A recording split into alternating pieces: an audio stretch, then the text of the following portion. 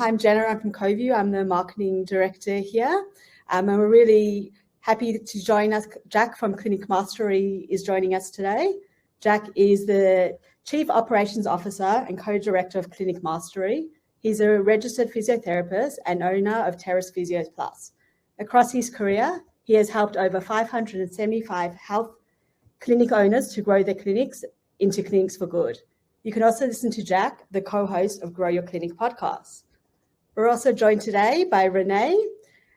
Renee Newton is the Provider Marketing Manager at Health Engine. She's passionate about helping practices grow and better connect with their patients and has over 12 years experience in marketing and communications in Australia. Feel free to pop any questions on the right-hand side of the screen and the presenters will try get through them as we go through. We also have two representatives here from CoView who are happy to help answer any questions. If you need any assistance, please email support@CoView and the CoView team will be happy to help you throughout. A link to the recording will be sent to you at the end of this webinar, so just please keep an eye on your inbox. We hope you enjoy this session and we'll get started. All right, so I'm here today just to do a bit of an overview of marketing your telehealth practice. Jack and Renee will go into a bit more detail of the channels mentioned. First, I just wanted to share some insights that the CoView team did here with Pure Profile, two surveys that we've conducted throughout the last year. We surveyed over 1,000 general Aussies with two different surveys, so that's 2,000 recipients in both. We found the insights really impressive. First, we found that 44% of Aussies would switch to GPs to ones that offer telehealth. And when looking at mental health practitioners, 52% of Aussies would switch to mental health practitioners to ones that offer telehealth. So what does this tell us? Clients want telehealth, and here today, I want to show you how you can advertise your telehealth services. Before we get started, I just want to have a bit of a gauge of our audience today of what marketing you are doing. I'm going to launch a poll now.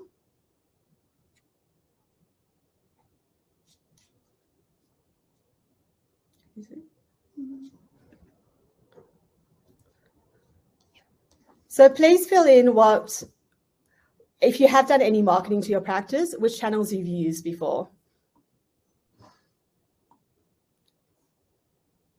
We'll just leave it going for a few more minutes. We have some people coming through.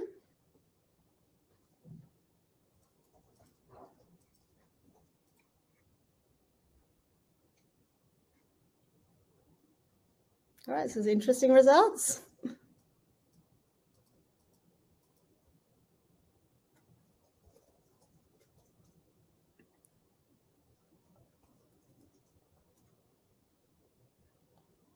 All right.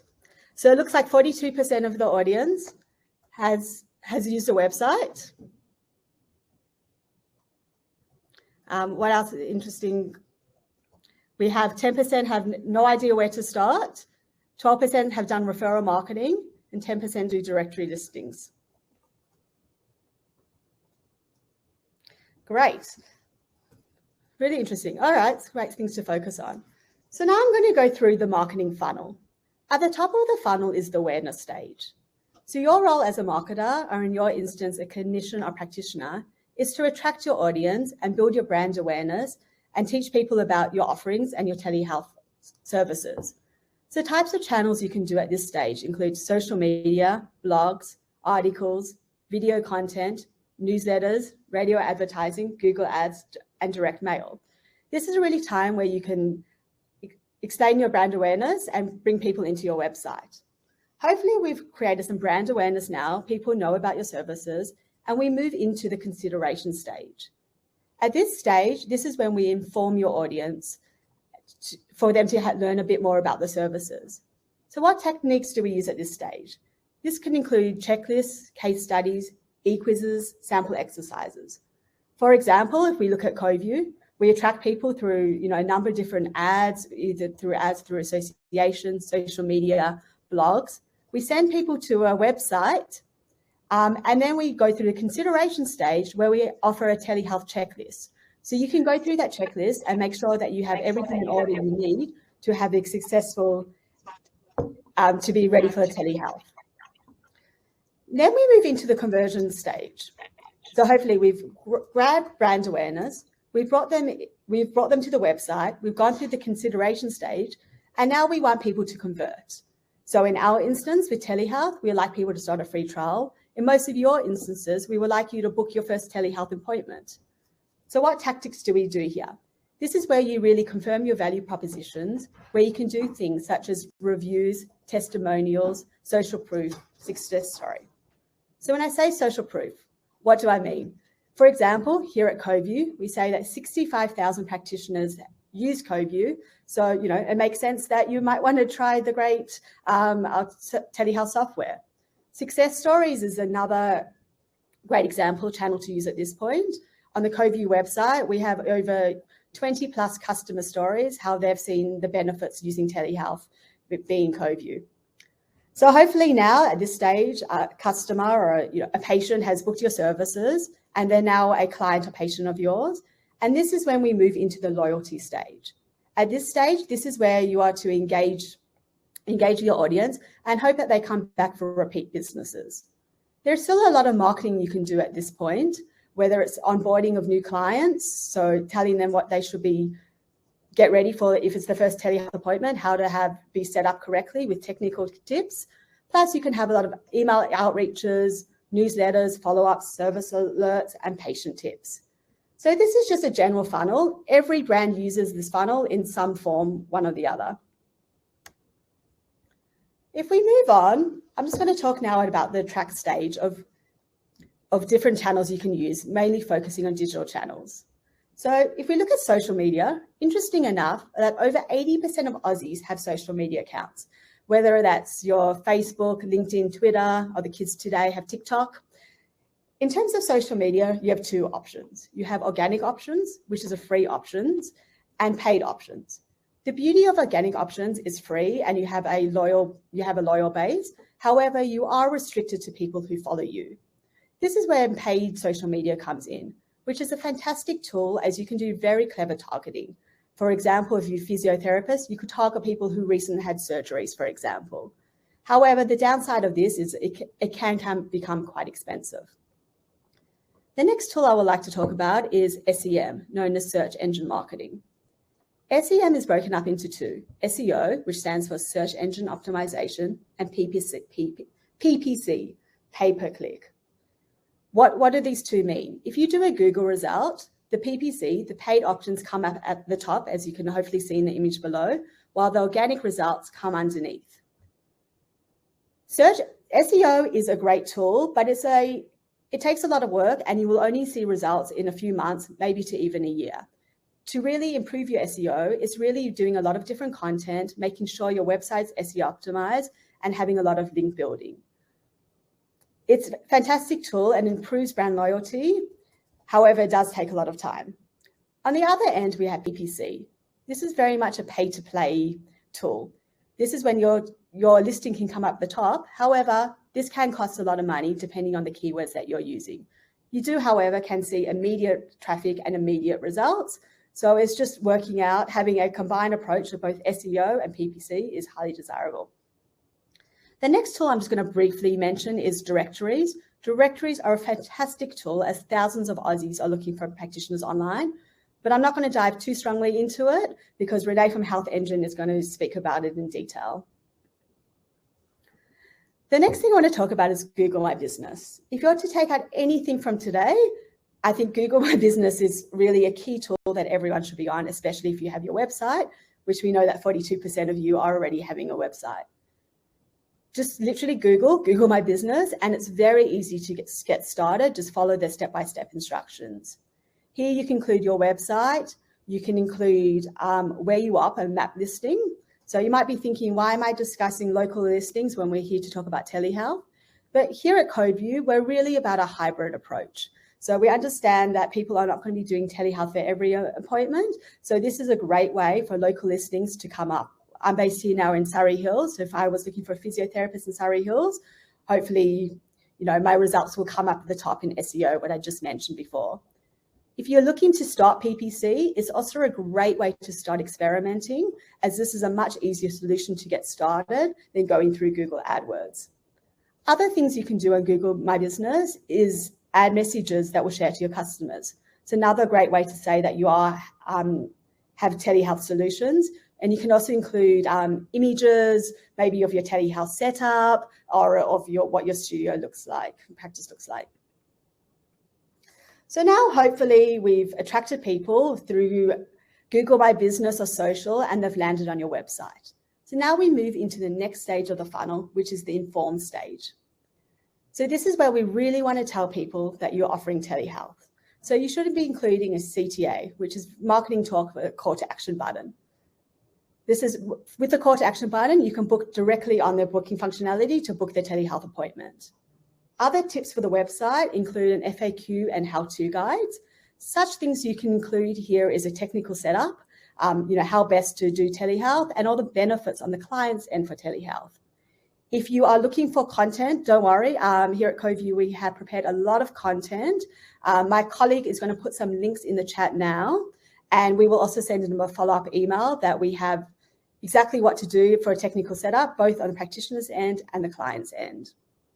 Another great tools you can use in the form stage is through SMS and email marketing. You probably have these contact details of your patients already, so this is a great time to tell them that you're now offering telehealth.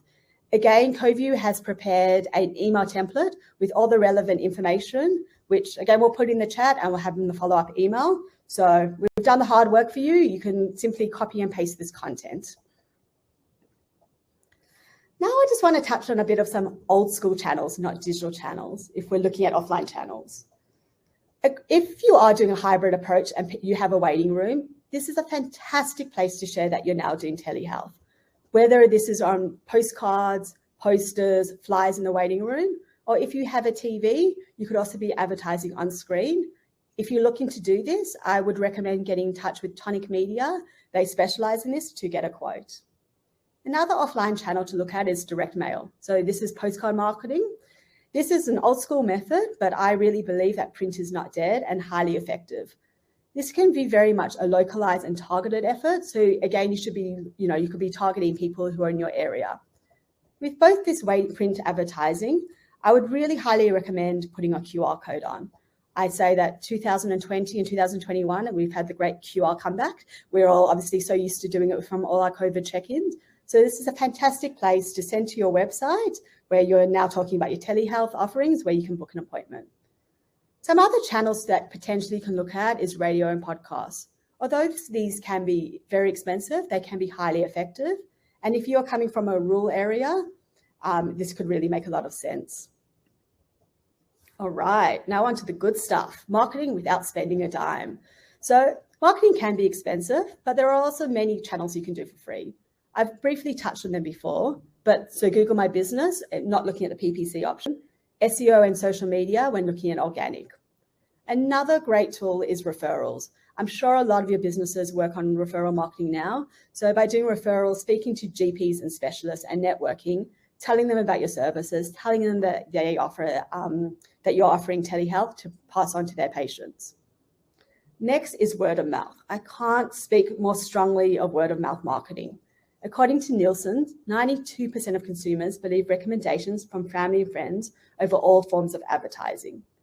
If we go back to our marketing funnel, remember this is at the bottom of the funnel in our loyalty stage, where it's our job to, as a marketer or a practitioner, to engage our audience.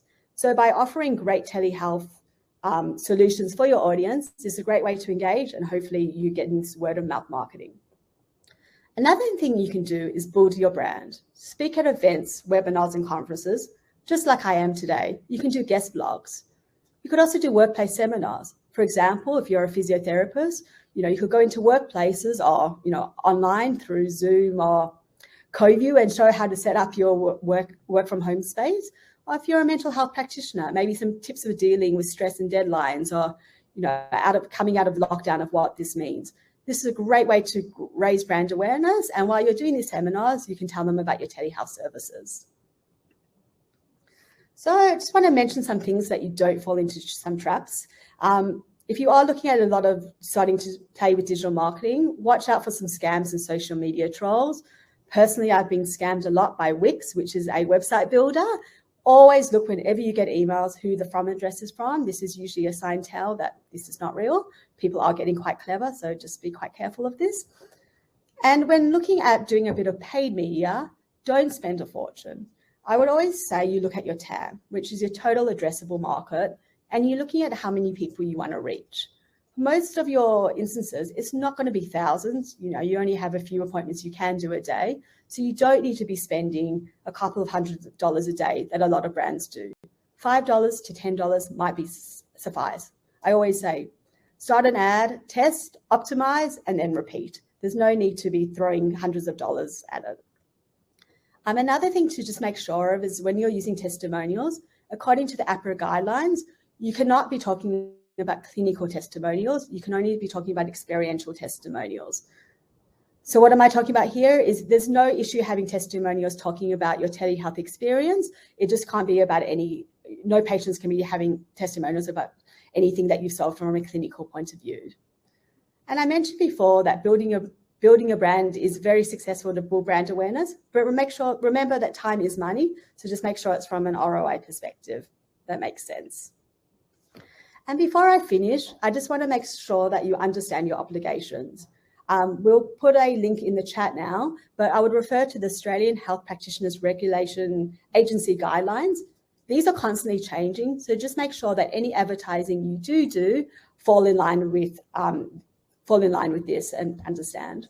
Well, I hope I gave you a bit of an overview. Don't worry, Renee and Jack will go bit in deeper in some of these channels. And with that, I will like to pass on to Jack. Super stuff. Thanks, Jenna. I've been taking notes, folks, and I got plenty of stuff out of that. So really appreciate that, Jenna, and really excited to be with everyone today. Thank you so much for giving up part of your time. I would actually love to know if you could jump in the chat for me and let me know your profession and where in the world you're coming from. I realize that this is about marketing your telehealth practice, but the reality is we're all locals somewhere. So pop in your profession and your location. We'd love to see that coming through the chat. Also want to remind you that there'll be some Q&A after Renee's presentation. So if you have any questions at all, in fact, I'll let you in on a secret. I've got a presentation prepped, but I love getting down in the dirt, down in the weeds and solving your practical, tangible problems. And I know Renee and Jenna will be more than happy to answer your specific questions. So please use the chat for that feature. Great to see you, psychologists, nurse practitioners, psychiatry, super stuff. Great to see you all here. Dolores, Michelle, Esther Merrill, fantastic. All right, let's rip in. Let's go for it. As was mentioned at the top, I'm a physiotherapist. Don't hold that against me. But most of my time these days is spent helping other clinic owners to grow their clinic and amplify their impact. And marketing is what I love. Absolutely love it, and spend my days helping clinic owners to attract more ideal clients to their clinic. So this is what I love to do and I get to do. What you'll find is that for the next 12 minutes or so, this will be like drinking from a fire hose. So my challenge to you is find the one or two key takeaways from this segment when it comes to marketing your practice. So often marketing is a bit of a dirty word, or health professionals, we have strange associations with marketing. I don't know if that's you at all, but really as clinic owners, as health professionals, what we want to do is to help more people. We want to help them more often, and we want to add more value. That's how business works, right? And that's how it works in a health business setting. We want to help more people, help more often, and add more value. And so when it comes to helping more people, that's the essence of today's session for you. And it really is around how can we help more clients, or perhaps it might be to help more team members. Maybe we want to grow and add more practitioners to our team. So I would ask you, as you think about growing your clinic, where does your priority sit in this? One of the other things we see is that often clinic owners think we need more new clients, when often we actually need to do better at our nurturing and experiences. And that's where I love things like CoView, because it really adds more value. It creates an amazing experience for our patients and for our clients. But let's dive into helping more people. Now, there's a poll that's going to come up, and what we're going to attempt to do this time is give you a little bit more time. But I will say, we want to know what is the most successful. So one answer, what is your most successful marketing strategy? You might have done some of the others. You might spend a lot of time on perhaps in-person events or websites, etc. But what is the most successful? So that poll will be coming through. I'm going to leave that there for a couple of moments for you. As you complete that, let's talk about helping more people. And so there are 4 key elements when it comes to helping more people. But first, we have to start with knowing our avatar, knowing who our ideal client is. We want to immerse ourselves in our ideal clients. So I'm going to step you through that. I'm going to step you through some specifics, some granular details of some free or cheap marketing strategies. We're going to talk about some paid strategies, and then we're going to touch on some other ways to be found. If my beautiful face is in the way, that final word there is found. So we're going to step through these 4 elements. Number 1, when it comes to knowing your avatar and immersing yourself in your clients, a lot of clinic owners will say, oh, we help all people, right? Our telehealth practice is open to everyone. And I would say, yes. And how can you create segments of populations and not just keep it generic and high level? You might say, oh, we like to help females aged 30 to 50. I would ask you to think a little bit deeper and immerse yourself. What is their stage of life? Are they parents? What is their relationship status? What is their career? And what is their problems within their careers? And you're looking through the list here. How can we build out a table of our ideal client avatar? Really go deep. Where do they spend their time? Whether physically or digitally. Maybe they're spending a lot of time on Facebook or Instagram, or perhaps you're working with kids, and like Jenna mentioned, TikTok. Don't neglect TikTok. It is an opportunity if you work with those under 25. Maybe it's Snapchat. Or where do they spend time physically? Because if you can figure out where they spend time or money, there's an opportunity for a partnership. Perhaps it's a local club or an association or a school. Maybe it's a shop. Maybe it's a business that you could strike up a joint venture partnership with. Get to know your clients, because the next 3 strategies that I'm about to walk through are dependent on you really understanding your client avatar. Really understanding your client avatar. Because like Jenna mentioned, we can waste a lot of money or we can waste a lot of time when it comes to marketing. But the more detailed you know your clients, the more effective your marketing spend will be. The more effective it will be. So let's talk about free and cheap strategies now. We all love these things because they're free, right? We all love free. The reality is you trade off, when we're talking about free strategies, you're trading off the specificity. Some of the paid strategies we'll talk about will be very specific, and you can target. Free, not always so much. First cab off the rank, refer and nurturing. Now, I can hear some of you already say, oh yes, we have referrers. We do refer and nurturing. Tick. My challenge to you today would be, how well do you do refer and nurturing? And is there an opportunity to progress and get better and chase mastery in that domain? Not just sending the obligatory EPC letters or the compulsory bunch of flowers or bottle of wine at Christmas time, but how do you nurture and get to know and reciprocate for your ideal referrers? Because we know that this is often some of the best sources of clients. Jenna mentioned events. Local events are really, really effective. It's a great way to build trust and an affinity with a community. You can showcase your expertise. You get to give, that whole idea of giver's gain, and create credibility and relationships with your community. And SEO, if you're not familiar with SEO, Google it, which is a little ironic, but it's all around search engine optimization, as Jenna mentioned. So there's some of your free opportunities. You'll hear mixed messages when it comes to SEO.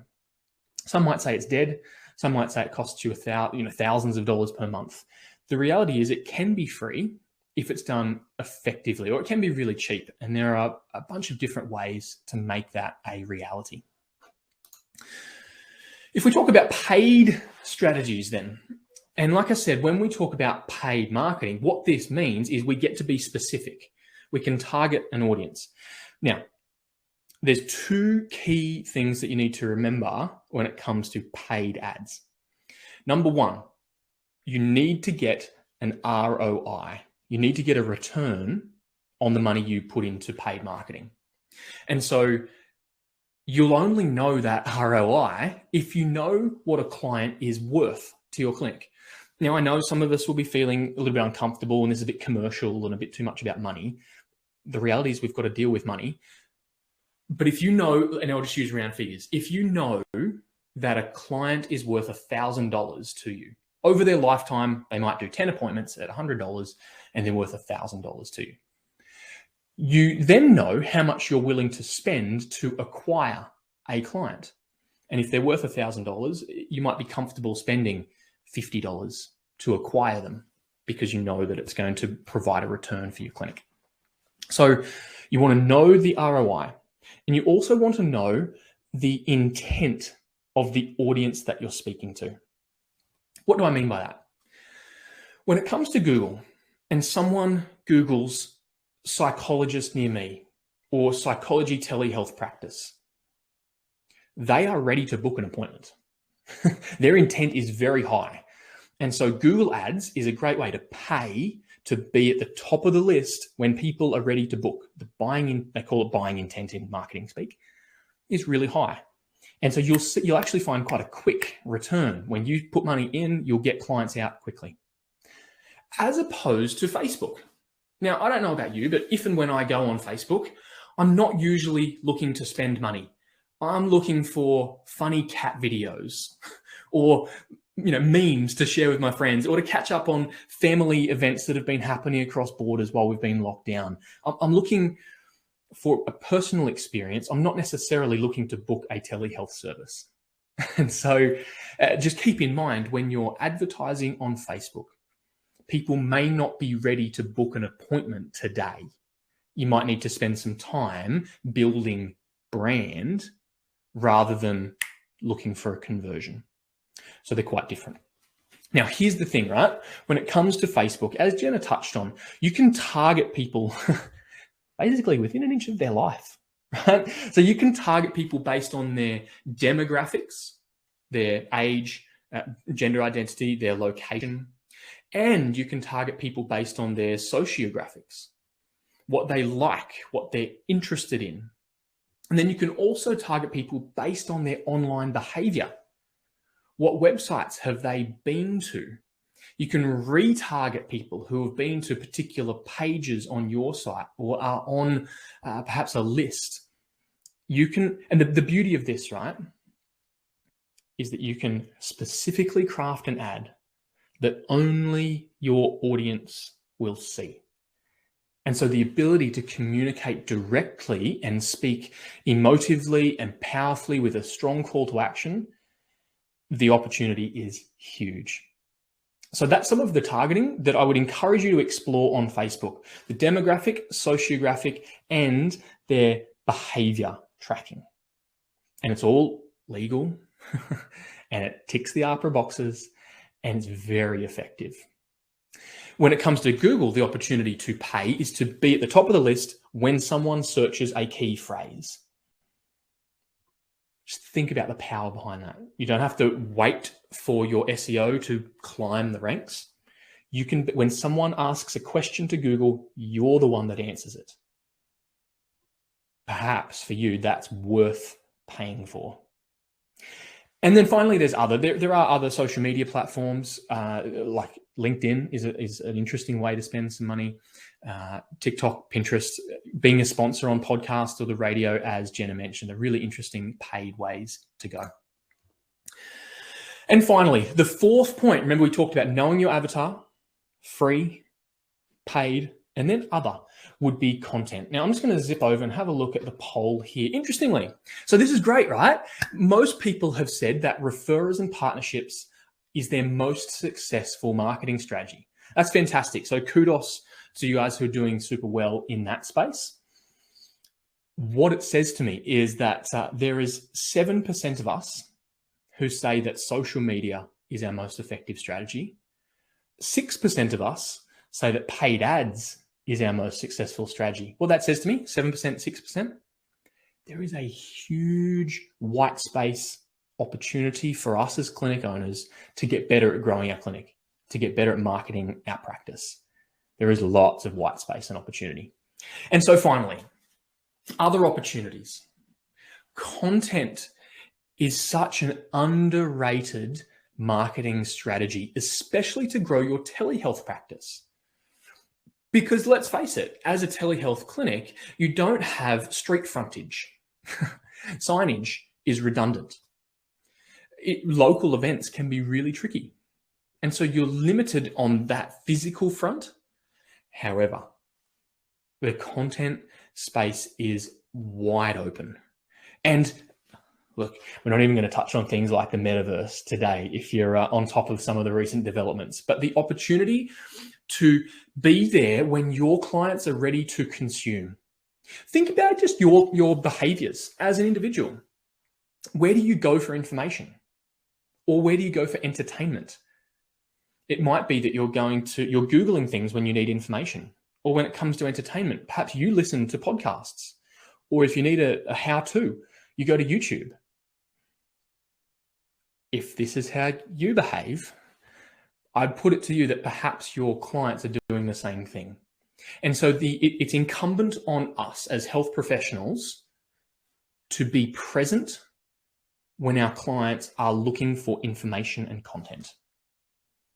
So I touched on a couple of things there. People are Googling. So can you create a blog, a really rich content written resource for Google so that when your clients are searching, you're found? Can you create a podcast? Now, sponsoring a podcast is expensive. Creating a podcast is really cheap and super effective. And you might say, well, what do I talk about? Well, you could get guests on. You could answer questions. You could talk about some of the FAQs that you get asked in your practice. Podcasting, YouTube. We all, to varying degrees, suffer from fear of camera. But I would suggest if you can get over that, YouTube is a great opportunity to develop out your content library and be found when your ideal clients are looking. And then finally, directories. As Jenna touched on and Renee is about to go into, directories are such a great way to build trust with your community, with your clients. Our patients, our prospective patients, our communities really trust directories. Health Engine is a fantastic one. When people see that you're on Health Engine, they think, oh, great, they're legit. There's a lot of information that's held on those directories. It's great for the Google robots. Directories are such a great opportunity. So there are a bunch of different strategies there. Knowing your client, paid, free, and other. And so, therefore, I would put it to you. Jump in the chat, if you will, actually. What's your action? What's maybe the thing you're going to look into more and do some more research? What's the thing that you're going to do? What's that first domino? Perhaps it's to write a blog that you've been putting off. Perhaps it's to do a social media post or connect with your referrers. Pop in the chat, if you will, or jot down what's your action. Because, those playing along at home, you'll know that committing to action is the first step to making progress. If you're stuck for an action, you'll see the CoView team have popped a link in there to assess your clinic. It's a tool that we've created to help you assess where the opportunities and the white space is in your clinic. If you're stuck and you're going, I don't know what action to do the Assess Your Clinic scorecard. It'll give you a comprehensive, personalized report that will be super useful. Good stuff. Great to see a few things coming through on the chat. Lovely. Pop your answers in there. That will be really useful and insightful for us. And without further ado, I really appreciate your time again and really looking forward to the next phase in this presentation. I'm going to hand over to Renee. Welcome. Thank you, Jack. Hello, everyone. It's great to be here. I'm going to talk about how you can use online directories and booking platforms to market your telehealth practice. And thanks for the great plugs from Jack and Jenna earlier. So many of you would probably know Health Engine as an online directory and booking platform. So I went in and had a little bit of a look at our stats on Health Engine at the moment. So at the moment, we do get around 55,000 telehealth bookings a month on Health Engine. That's from around 450 providers. And I thought it was really interesting last year, sort of around when the COVID pandemic was first hitting us in Australia, in that April to June 2020 period, about 15% of all Health Engine appointments were for telehealth. So that's just to give you a bit of an idea of where I'm coming from when I'm talking about marketing telehealth. Just really quickly, what are some of the benefits of telehealth? So it is another medium for patient care, which is great because we want to keep looking after our patients. It can be an opportunity for you to get more bookings from your return patients, as well as an opportunity to attract those new patients that you might be looking for. It can be a way to shave off a little bit of your admin for your team to maximise your consultant time. A great thing, particularly at the moment, is that team members could have the option to work at home and have that flexibility as well. It can reduce infectious patients in your waiting room, and it's also just another choice that patients can make if that's the best care that might suit them at that particular point in time. Okay, so let's talk about broadening your reach to new patients with online directories and booking platforms. So why should you be on a directory? What's going on there? So I went to my friend Google and I had a little bit of a look about the search volume for people searching for telehealth appointment in Australia. So this graph looks at people who are searching for that keyword in Google from September 2019 to September 2021. And it's a really interesting graph because you can see before February 2020 or March 2020, there was very low traffic for telehealth appointment. Once COVID hit, we saw that huge spike, which you can see there, flattening down a little bit and then just continuing to rise until it flattens out in around September 2021, with around 10,000 searches a month in Australia for telehealth appointment. Now, Jack mentioned earlier about intent and that search intent. If someone is searching for a keyword with appointment, that is very high intent. They're really looking to book an appointment or make an appointment or call a practice to make an appointment. So that just gives you a little bit of a window into the volume of people searching for telehealth online, particularly Google, which we know is the most used search engine. So how does that segue into directories? Directories, as I think Jack alluded to earlier, they do have really good presence on search engines because there's a lot of content within those directories.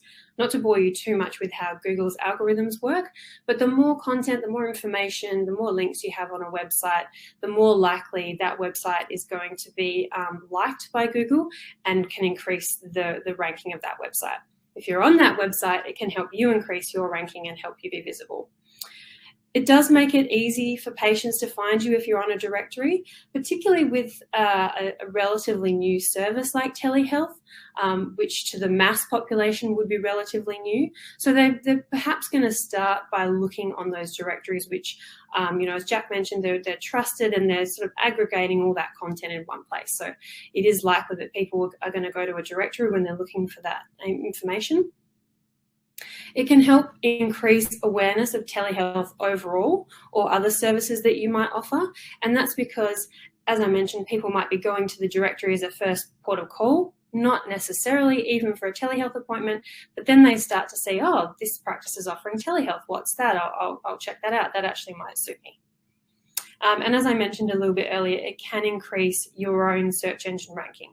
So if you've got your listing on a directory with information about your practice, say what suburb you're in, this type of services you're offering and that sort of thing, that can boost your own website's ranking within the search engines as well. So some really powerful benefits.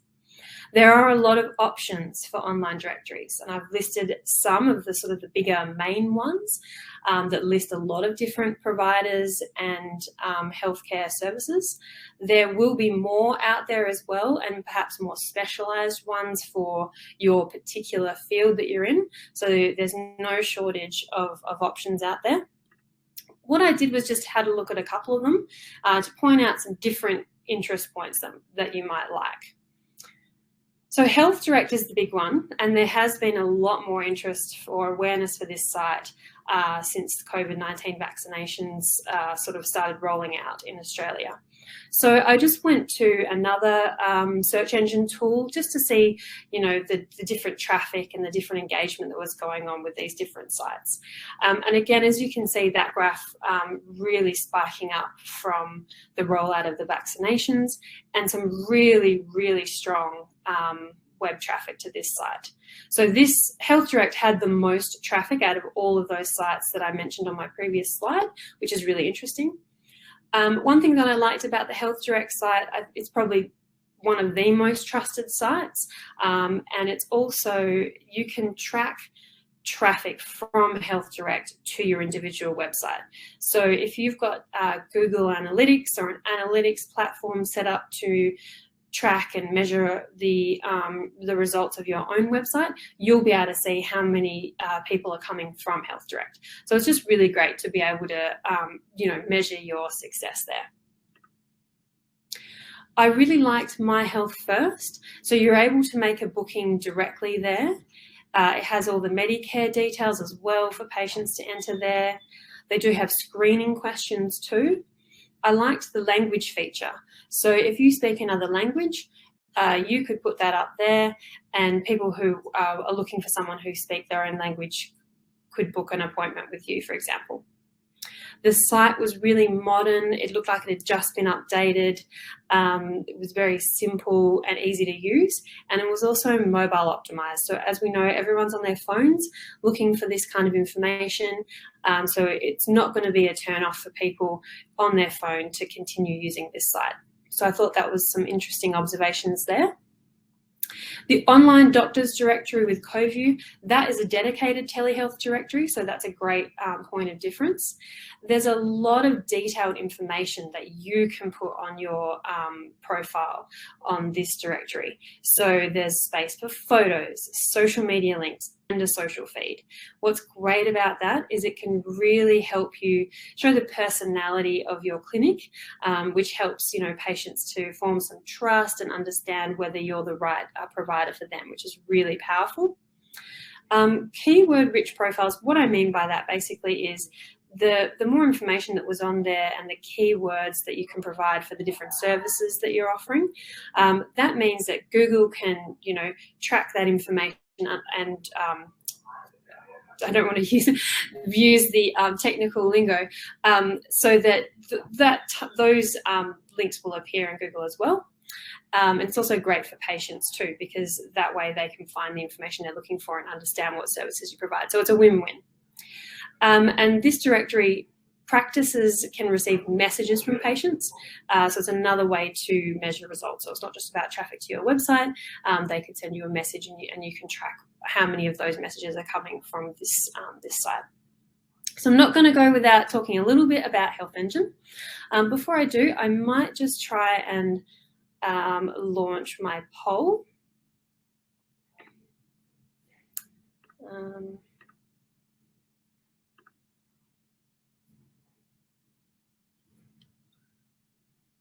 So this poll is just asking you about which online directories, if any, you're listed on. So hopefully that works.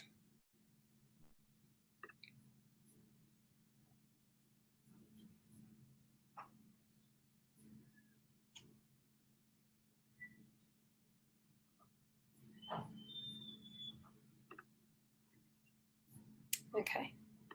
Great. So I'll just continue while feel free to jump in and answer the poll. Okay, let's talk about Health Engine.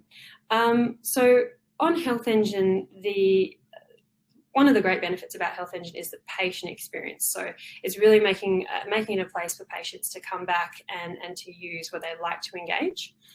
So on your Health Engine profile, if you have a listing with us, there is a dedicated section for telehealth. So as people are scanning the website, they can quickly identify this is a telehealth practice that offers telehealth. So they can also click on our dedicated telehealth button and book an appointment that's only for telehealth and only see options for telehealth. We've excluded the COVID-19 screening questions for telehealth appointments for obvious reasons. We do have a favourite feature as well, so patients can favourite your practice and they'll always see your practice on the home screen of the Health Engine website and app. So it just makes it really easy for them. Every time they log in, they can find your practice without having to go anywhere else and go on their day. And they can log in easily as well and see all their previous bookings and things like that. We do have a native CoView link, so if you really enjoy the CoView telehealth experience, you can still have the best of both worlds, where you can publish your appointments on Health Engine to attract, new or returning patients. But then once the appointment is happening, it's all the CoView experience. So that's a really cool feature. We, as an add-on, you can take prepayments for appointments. There's different options there for you. That gives you that certainty that the appointment is going to go ahead, but it also gives patients that peace of mind that they're going to know that the cost of their appointment prior to booking that appointment. We do promote you when you join Health Engine. So we have, there's some examples there you can see. We have in-app prompts and targeted emails as well to let patients know that you're offering telehealth. You'll appear in the search for telehealth as well. So for people who are only wanting a telehealth appointment, you'll be there. You can see on that horizontal screenshot there, the feature flag for telehealth, that reddish kind of color. So you'll really stand out on the page as offering telehealth. I've talked about My Care Team. Practice login, you can update your details anytime. It's super easy to use and see your performance metrics as well. And if you can see on the horizontal screenshot there, you can also display patient ratings, which is just a percentage of how many patients would recommend your practice. And finally, we are Australia's largest network of patients. So they're just some stats to let you know what's happening on Health Engine and that it is a big directory and a big platform. I'm just going to end the poll now. So it looks like we have 59% who are not on a directory, 25% are other. I'll see if I can see anything in the chat. No. And 9% of you on Health Engine. Woohoo, great stuff. Okay, so lots of opportunities for you guys to check out online directories. But which do you choose? This overused meme, I've gone ahead and used it anyway. So it really depends on your practice goals. So if you have time to manage all the different directories and upload content, and if things change and you can change the content on all the directories, I'd say why not be on all of them? Now that's probably not realistic because you guys are very busy. So how about thinking about what is really going to work for you? So if you're taking online bookings, why not choose a directory or two that facilitates that for you? If you're not into online bookings, you might prefer some of the ones that give you that more control and only drive traffic to your website. Do you want new patients? Do you want higher rankings? Do you want to reach a very specific audience? So those are the questions that can help you narrow down perhaps which directory you might prefer to use if you're just going to choose one. Now, I'll just quickly go into some tools, tips, and templates, but I will whip through this because I know we want to get to the Q&A, and some of the content has been covered by Jenna. So just quickly, what patients say, and this is I've taken a bit more of a return patients lens on this section because my previous section was a bit more about new patients. So every 6 months, Health Engine takes a bit of a patient pulse in Australia together with the Australian Patients Association. And this Australian Healthcare Index really looked at telehealth from the previous year to understand what people's experience was with that. So some really high numbers here. 95% had visited that practice before. 90% would book again with telehealth in the future, and almost 100% said the process was easy to understand. So that's some really powerful stats there to back up, how great telehealth is, how patients are really using it for their care. So how to let your existing patients know you're doing telehealth. So obviously SMS is great. You've got their details. You could use this at key times, such as the flu season, when you first start offering telehealth, school holidays, so people might be away, but they still need to get their care. And it's a great idea to include a link to make a booking as well. Jack mentioned social media and taking more of an approach from a awareness and brand building point of view. So I kind of agree with that. I think it's a great place to you to tell your existing patients, what can they expect from a telehealth appointment? So that might be a really short, simple video so they can see what it's going to be like and remove some of that uncertainty they might be feeling. You can let them know about the cost structure, again, removing that uncertainty, and some of the great benefits to them as well. So you can do this for free on your own social media channels.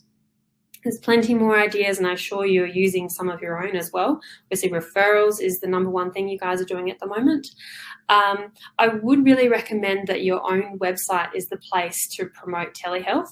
If you can put it on your homepage without cramming too much information in. People scan websites, so you just need to have, book telehealth appointment with a link or, just a bullet point, and that could link to a dedicated page with some more information, the frequently asked questions, the videos, how it works. And that's really to help people who have that uncertainty or haven't booked a telehealth appointment before. And one final thing, make sure you have a good quality internet connection, because that could kill your telehealth experience for your patients. Okay, so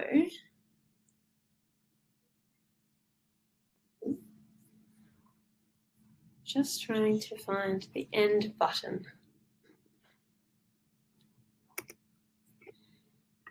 If I invite our speakers to come back on. Thank you, guys. Hi, I'm the CEO of Allied Health Professions Australia. I was supposed to introduce this, but the technical gremlins somehow managed to block me out of the webinar. So I'm actually here to now host the Q&A, and I just wanted to belatedly thank CoView for organising this presentation and partnering with us to bring this wonderful and useful information to allied health practitioners around the country. So I did see one question there that I will ask, that is, can you choose more than one appointment booking system? Who wants to answer that?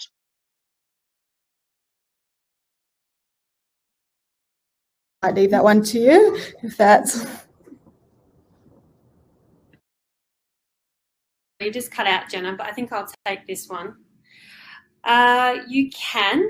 It probably wouldn't be the best choice, just because it's going to create a lot of additional admin for you. So I think there's two parts to this question. The appointment system really, like a piece of technology or software that takes the online booking appointments, facilitates that with your software, brings in the appointment, links it to your existing PMS and that kind of thing.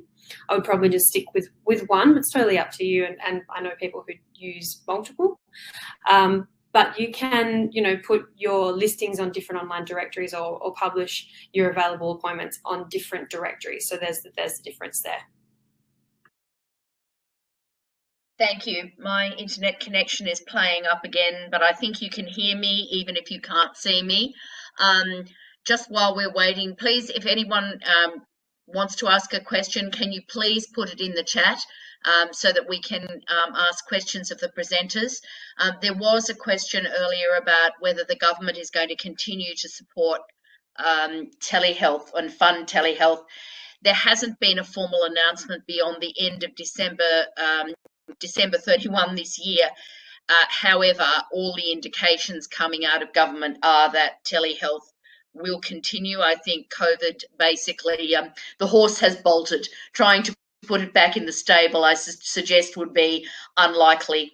And private health insurance has already moved, and I don't think they're going to try and put the horse back in the stable either. So I think we can be fairly confident that it will be continuing in some form.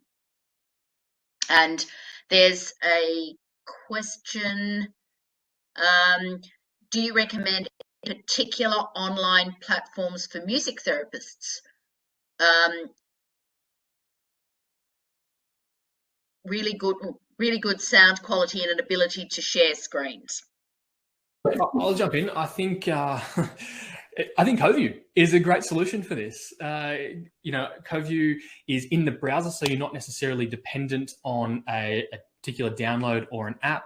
And because of that, it enables different internets to throttle appropriately. So you're always guaranteed really good quality outputs and results, whether that's audio, screen shares. I know you can also collaborate on screen shares and work on a collaborative shared space with your patients as well. And so shameless plug for CoView right there. But what I would say, more broadly speaking, is that you want to try and find a platform that does meet all of those needs. And as a telehealth practitioner, you want to make sure that you test and find a really robust platform. So it might be engaging some family or friends in some demo sessions. Jenna, I'm sure there's an opportunity for a free trial of CoView to jump in, practice, have a feel, because just like in your physical clinic, you want to be confident walking people through your welcome room and your hallways and a great reception experience. In the same way, you want to have an online telehealth platform that is nice and warm and welcoming. I know CoView has a waiting room type feature, that the environment on the screen for the patients and your clients is really conducive to the type of therapy that you operate. And so, Georgia, I would definitely recommend trying a few and getting a feel. But I love that CoView is in the browser. That's a really key distinction. Thanks for that plug, Jack. We do have a 2-week free trial, so just head to www.coview.com. You can start a free trial. You'll be starting on our clinic plan, so you'll be able to see all the great features. You'll also be able to access our apps marketplace, where there's a lot of great tools from whiteboarding to different Pearson's assessments. We have over 20 different apps, which, if you're doing a trial, is a fantastic place to sort of check out what we have, and we're constantly adding to our apps marketplace. So if you're not on CoView, highly recommend giving it a go. And if I might, Claire, I might just zip back to the Medicare question, and if that's okay. I would suggest to those of us who are heavily dependent on Medicare for telehealth, we know for sure that it goes till the 31st of December, and the Health Minister has hinted at an extension. My advice to you would be to consider how you can create a relationship with your clients that might extend beyond Medicare. How can they transition towards perhaps private health or even just privately paying? How can you create plans and guidelines so that your patients really see value in your therapy, regardless of the funding body? You don't want to be limited in your practice to just what the government will provide. Create deeper relationships and engagements with your patients as best you can. Claire, back to you. Thanks very much. And we've got 1 minute to go, and my video's died again. Does anyone know about any services available to manage listings across multiple directories? Great question. I was thinking about this as I was doing the slides and thinking it would be a great product.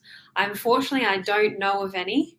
I think there's definitely an opportunity. I'm not sure if any of the other presenters know of any aggregators for listings. I think there could be an opportunity there. Or the opportunity is to have someone in-house who is able to manage that, maybe a VA or some sort of remote assistance to periodically check in. Right. And I think there's one last question, and that is, I work primarily with NDIS clients. Any recommendations to increase referrals? Most clients are referred by support coordinators, but some don't have funding for support coordination. Great distinction to know your client. And so I would suggest, are there other service providers, perhaps in the allied health or medical space, that you could collaborate with and look at sharing cross referrals? And where else do your ideal participants spend their time? Are there any social outings or other support providers within the NDIS ecosystem that you could tap into? Maybe local pools or cinemas or restaurants or transport providers. How can you connect with other providers, perhaps other support coordinators? Or finally, you can target their families on places like social media. So I know clinics that are running amazing telehealth ads asking, do you have a family member who has an NDIS plan? Targeting them and creating content to help the families. Because if they don't have funding for support coordinators, perhaps their family is helping with their plan administration. There you go. Thanks. I just Great jump in here. suggestions. Oh, sorry. So I was like, CoView is working with a lot of NDIS organisations, and we plan to continue our partnerships with these NDIS organisations throughout next year. So you'll be able to get a lot more information through these different alliances too. I'll just quickly add, I'd make it really easy for these people to refer you. So have your website working, have the information on your website really clear, have a referral page with a web form, and, you know, build those relationships as well with those referrers too. Thank you. Time now. We've still got 107 people on. Have the presenters got time for one more question? Sure. Okay. What? Now this is the $64,000 question. What's the best way to reach GPs for more referrals? Anyone who can answer that with an answer that works, I'll give them a medal.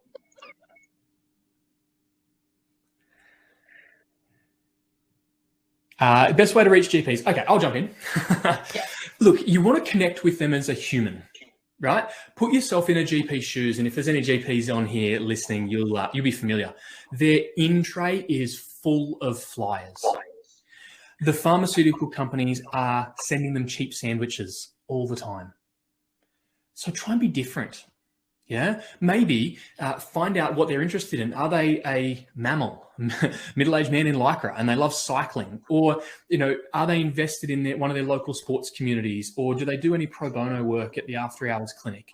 And how can you connect with them on a human level? Because people refer to people. GPs don't refer to health professionals. People refer to people. So create human connections and stand out from the crowd. If you're thinking about, here's a freebie. If you're thinking about sending a Christmas gift, do it in January, because everyone's doing it in December, and it just ends up as the white noise in the lunchroom. What if you can drop in with a personalized gift, or send, if we're remote, send a personalized gift in January that shows them that you're thinking about them and you've been considerate. Connect on the human level. Thanks, Jack. Well, we really are over time now, and I don't think there's any more new questions in the chat. So I'd just like to thank the presenters and to thank CoView for organising this, and we will certainly continue to work closely with CoView, and obviously doing a lot of work with government and non-government providers, supporting telehealth to make sure that we keep this exciting development in practice going. So thanks everyone for joining, and and we look forward to working with you in the future. Right. Thanks, Claire, and thanks, Jack and Renee, for joining us. I learned a lot from your slides too. Thank you, everyone. Have a great day. Thanks. Bye.